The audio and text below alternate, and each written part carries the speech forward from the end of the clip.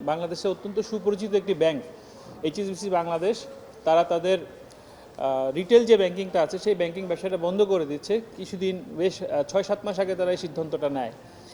এর প্রেক্ষিতে যেটা হয়েছে যে তারা তাদের যে ব্রিলিয়েন্ট অফিসার যারা আছে সেখানে কাজ করতো তাদেরকে তারা আসলে বঞ্চিত করছে। সেই বঞ্চনার প্রেক্ষিতে এই বঞ্চনার কথাটা আমরা দেশবাসীকে জানাতে এবং ব্যাংকিং সেক্টরে যেসব নৈরাজ্য চলছে তারই বিষয়গুলো আপনাদেরকে অবগত করার জন্য আমরা এখানে হাজির হয়েছি।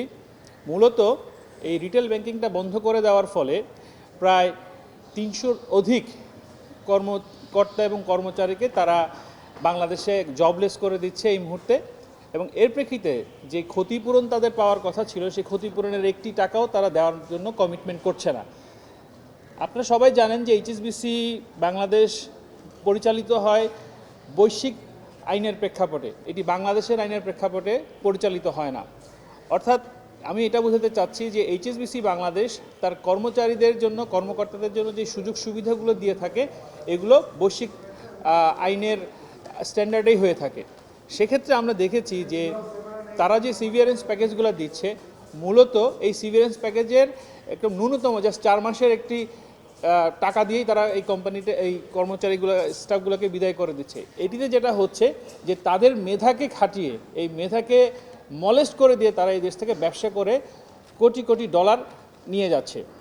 আরেকটা বিষয় এখানে খুবই গুরুত্বপূর্ণ, সেটি হচ্ছে যে এইচএসবিসি বাংলাদেশ দীর্ঘদিন ধরে ব্যবসা করছে। তারা তাদের যে কর্মকর্তা কর্মচারীদের যে মুনাফার যে অংশ, এটা আপনারা খুব ভালো করে জানেন যে WPPF ওয়ার্কার প্রফিট পার্টিসিপেশন, এই প্রফিট পার্টিসিপেশনের প্রায় 1100 কোটি টাকা জমা রেখেও একটি টাকাও এখন পর্যন্ত তারা এই কর্মকর্তাদের হাতে দেয়নি। তো এর প্রেক্ষিতে এই 100 জন কর্মকর্তা বাধ্য হয়েছে আজকে এইচএসবিসির বিরুদ্ধে মামলা করতে। আইনি কার্যক্রম গ্রহণ করেছি আমরা।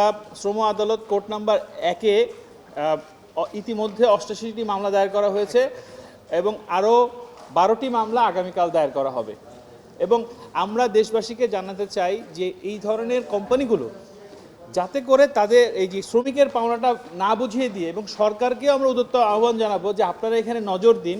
কারণ হচ্ছে যে এই যে শ্রমিকের পাওনাটা শুধুমাত্র যে এই নির্দিষ্ট কোম্পানির শ্রমিকের পাওনা তা কিন্তু নয়, শ্রমিকের পাওনাটা কিন্তু শ্রম তহবিলে যায়।